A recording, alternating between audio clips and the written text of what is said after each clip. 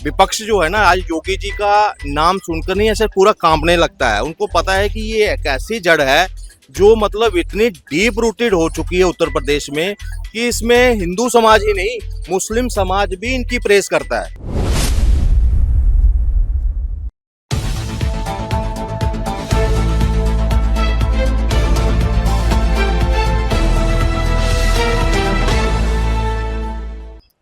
नमस्कार, मैं सगुन चौरसिया। मॉडर्निस्ट मीडिया नेटवर्क में आपका स्वागत है। तो चलिए बात करते हैं उत्तर प्रदेश के सीएम योगी आदित्यनाथ के दिए गए बयान पर, जिससे राजनीति में उठापटक लगातार जारी है। उनका कहना था कि जितने यूपी में हिंदू सेफ हैं, उतने ही मुसलमान भी सुरक्षित हैं।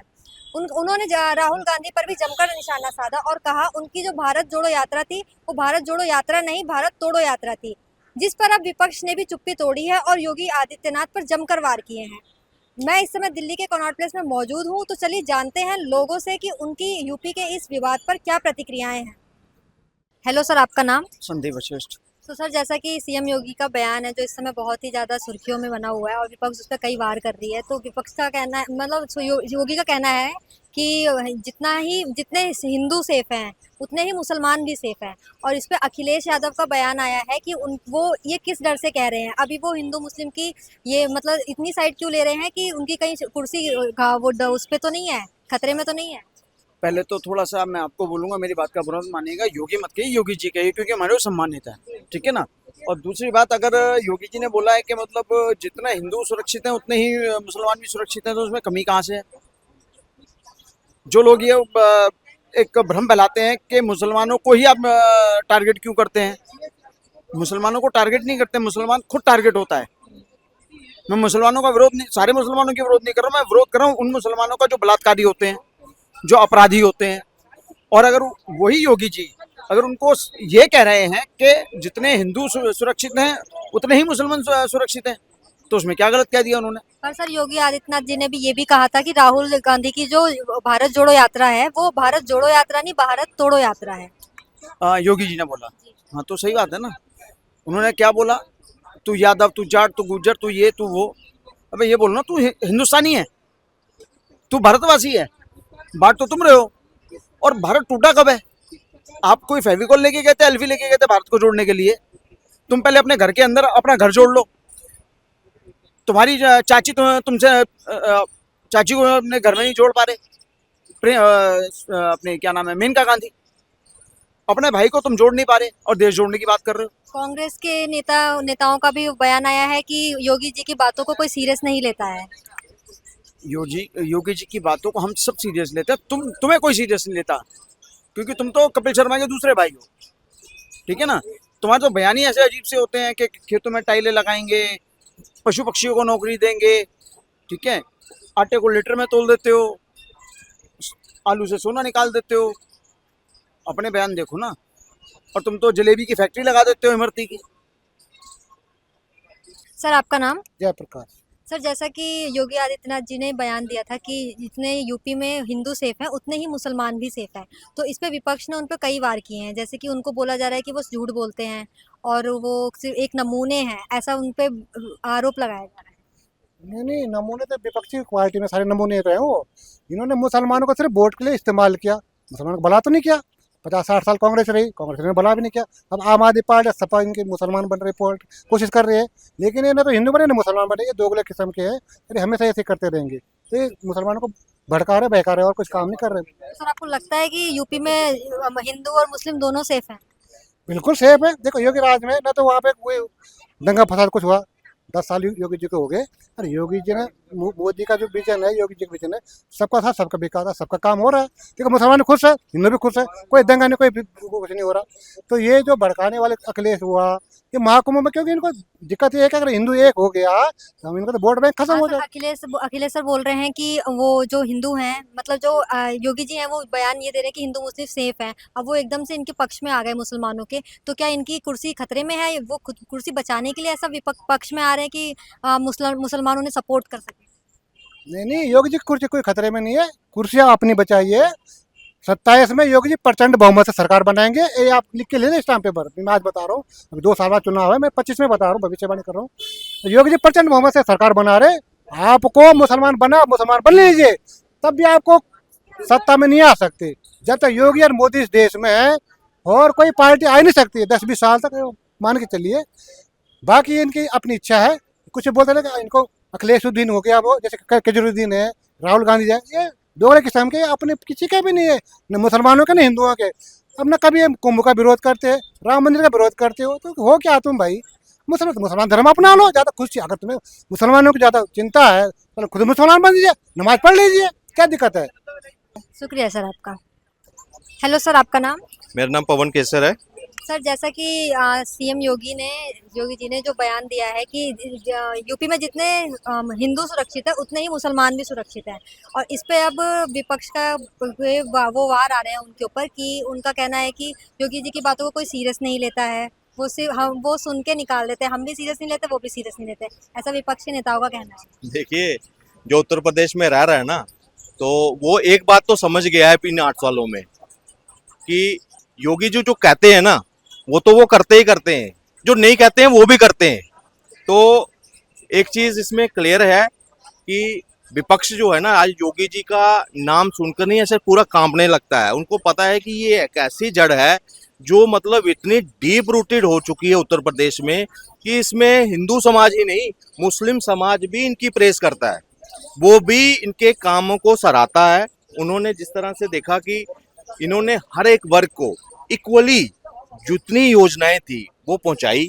आप देखोगे 17 करोड़ लोगों को राशन पीछे कोविड के टाइम पर अभी तक जो है फ्री, मतलब 17-18 करोड़। फिर टॉयलेट्स की बात जाए, वो भी इक्वली डिस्ट्रीब्यूट, ये नहीं है कि सिर्फ हिंदुओं के पक्ष में आए। आवास योजना, उसमें भी 75 से 70-75 लाख जो है वो घर 4 करोड़ में से वो सिर्फ उत्तर प्रदेश में लोगों को मिले हैं।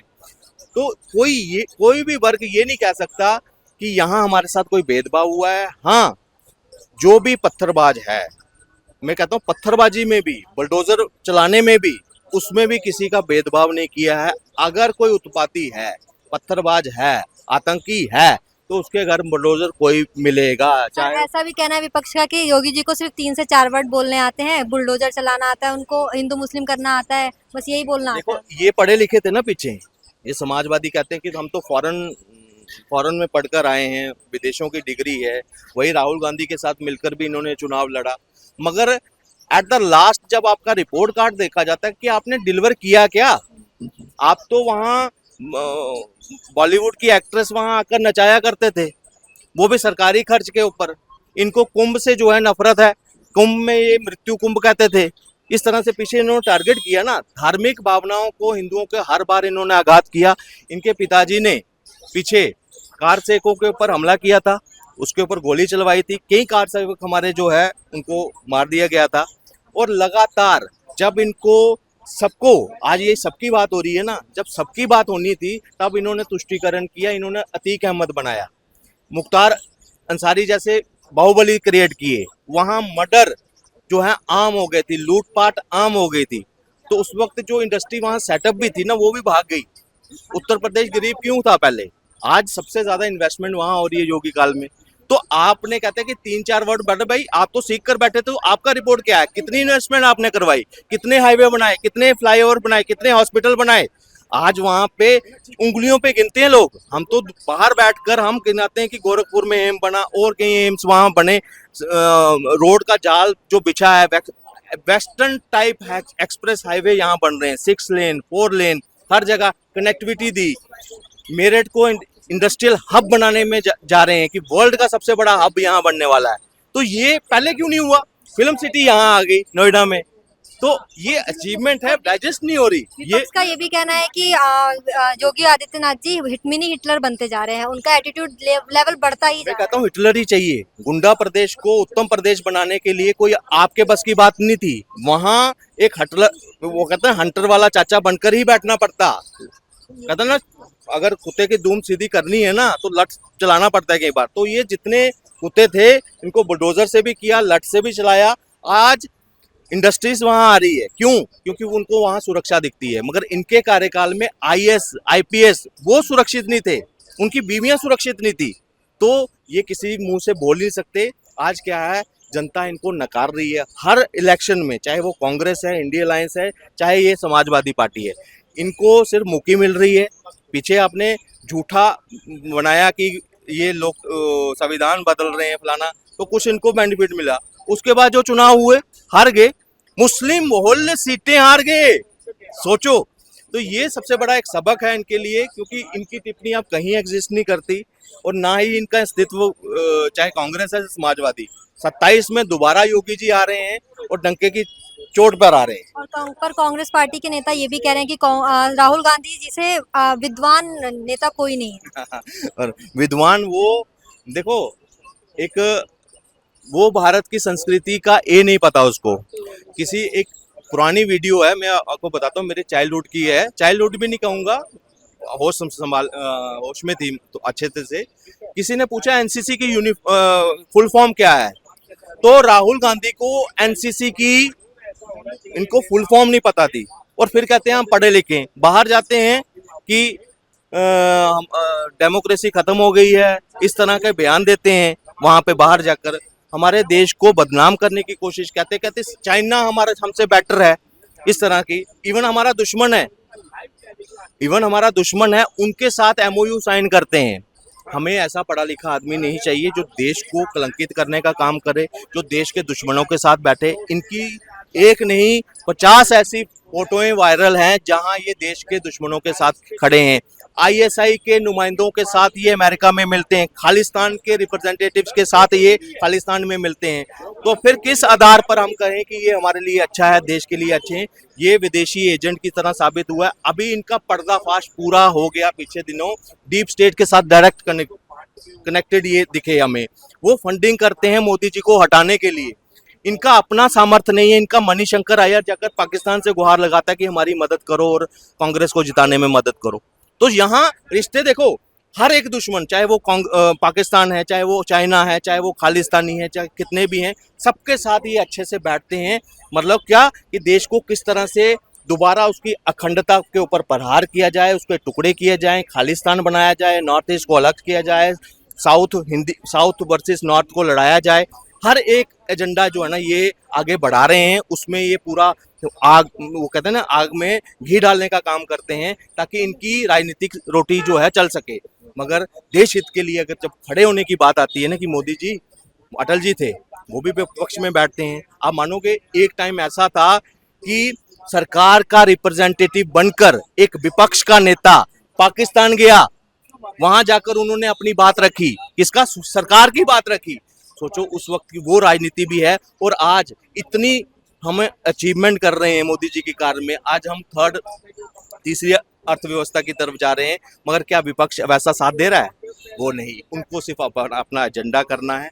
आज सबसे ज्यादा टॉयलेट्स हम दे रहे हैं, गैस कनेक्शन हम दे रहे हैं, एक वे ऑफ जो स्टैंडर्ड है, लिविंग स्टैंडर्ड है एक आम आदमी का, उसको रेज करने की जितनी कोशिश मोदी जी ने की है, और शायद वो उस हद तक मतलब सफल भी हुए हैं उसमें, आज उसको वो एक्सेप्ट ही नहीं करते। इतने रोड बन गए, 45 से 50 लाख करोड़ के रोड तैयार कर दिए 10-11 सालों में। उसके लिए कभी उनकी थापी मतलब पीठ नहीं थपथपाएंगे। मगर क्या है, सिर्फ विरोध करना है। आज सिर्फ विरोध की एक गंदी राजनीति रह गई। कभी पॉजिटिव चेंज के ऊपर भी डिस्कस करो, मोदी जी का साथ दो। जहां देश हित की बात है वहां साथ होने की, मगर इन्होंने कभी वो कर्तव्य नहीं निभाया। इसीलिए ये इस जन्म में प्रधानमंत्री नहीं बन सकते। ये समझो एक मेरी भविष्यवाणी कहूँ या मेरा जो इनका अपना सामर्थ्य है, उसको देखते हुए कोई भी आदमी इनको एज ए पीएम एक्सेप्ट नहीं करता। शुक्रिया सर आपका। तो जैसा कि आपने लोगों की प्रतिक्रियाओं को सुना, सीएम योगी आदित्यनाथ की हिंदू मुस्लिम सुरक्षा का दावा कहां तक सही होता है और विपक्ष में आगे क्या क्या हंगामे होते हैं, ये देखने लायक होगा। कमेंट कर अपनी राय जरूर बताएं। तब तक के लिए बने रहे मॉडर्निस्ट मीडिया नेटवर्क के साथ।